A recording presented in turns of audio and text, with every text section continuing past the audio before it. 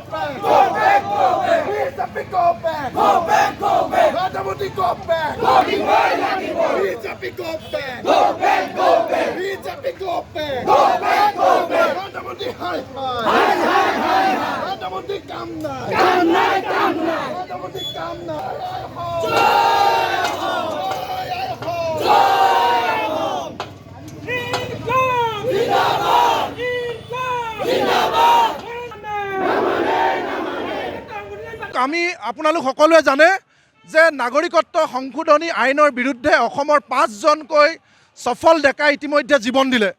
5জন সফল ডেকা গুলিয়াই হত্যা কৰিলে। তাৰ পিছত কিন্তু অসমৰ মানুহে আজিলৈকে কাম আনি লোৱা নাই। নাগৰিকত্ব সংশোধনী আইনৰ জৰিয়তে আমি বাৰম্বাৰ কৈছিলোঁ যে লাখে লাখে বাংলাদেশী লোকে অসমত নাগৰিকত্ব পাব, কিন্তু নৰেন্দ্ৰ মোদী চৰকাৰে অসমৰ মানুহৰ জাতি ধৰ্ম নিৰ্বিশেষে অসমৰ মানুহৰ সহমতক নামানি তেওঁলোকে জোৰ জবৰদস্তি কা জাপি দিলে। আজি জাপি দিয়াৰ পিছত 17 জুলাইত কেন্দ্ৰীয় চৰকাৰৰ নিৰ্দেশত হিমন্ত বিশ্ব শৰ্মাই অসমৰ প্ৰতিখন জিলা DCSP-লৈ নটিচ দিছে যে মুছলমানক বাদ দি অসমত থকা একেদিনাই 69,500 মানুহৰ নাগৰিকত্ব কেছ উঠাই ল'ব লাগে।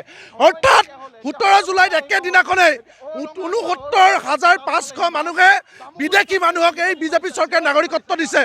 তাৰপিছত আমি আৰু এটা কথা কৈছিলোঁ যে তেওঁলোকে কাট অফ ডেট দিছিলে যে 2014 চনৰ 31 ডিচেম্বৰ, কিন্তু আজি দুদিন পূৰ্বে আপোনালোকে দেখিছে কেন্দ্ৰীয় চৰকাৰে ইমিগ্ৰেশ্যন এণ্ড ফৰেনাৰ এক্সামশ্যন অৰ্ডাৰ 2025 আনিছে, আনি কৈছে যে এতিয়া 14 চন নহয় 2024 চনৰ 31 ডিচেম্বৰলৈকে তেওঁলোকে যিমানবিলাক বিদেশী অসমত আছে তেওঁলোকক নাগৰিকত্ব দিব। কাইলৈ নৰেন্দ্ৰ মোদী গোলাঘাটলৈ আহিব। আমাৰ নৰেন্দ্ৰ মোদীক স্পষ্ট কথা, তুমি কোনখন মুখেৰে কৈছিলা 16 চনৰ 16 মে'ৰ পিছত বিদেশী যাব বুলি? ইয়াত নাটক কৰিবলৈ আহিছা। আমাৰ NRLৰ জৰিয়তে আমাৰ সম্পদ লাগে, কিন্তু আমাৰ ওপৰত বিদেশী জাপি দিব, আমি এইটো কেতিয়াও মানি নলওঁ। নৰেন্দ্ৰ মোদীয়ে কৈছিলে 16 মে'ৰ পিছত বিদেশী যাব, তাৰপিছত কেনেকৈ 69,500 হিন্দু বঙালী অসমত নাগৰিকত্ব পাব, কেনেকৈ আৰু 10 বছৰ পিছুৱাই 14ৰ পৰা 24লৈ কৰি দিয়া হৈছে, আমি কেতিয়াও মানি নলওঁ। আজি 6 জনগোষ্ঠী অসমৰ 47% মানুহে আন্দোলন কৰিছে। 47% OBC মানুহে কৈছে যে আমি অসমত ভালকৈ খাবলৈ পোৱা নাই, থাকিবলৈ পোৱা নাই, আমি অসুৰক্ষিত, আমাক জনজাতি লাগে।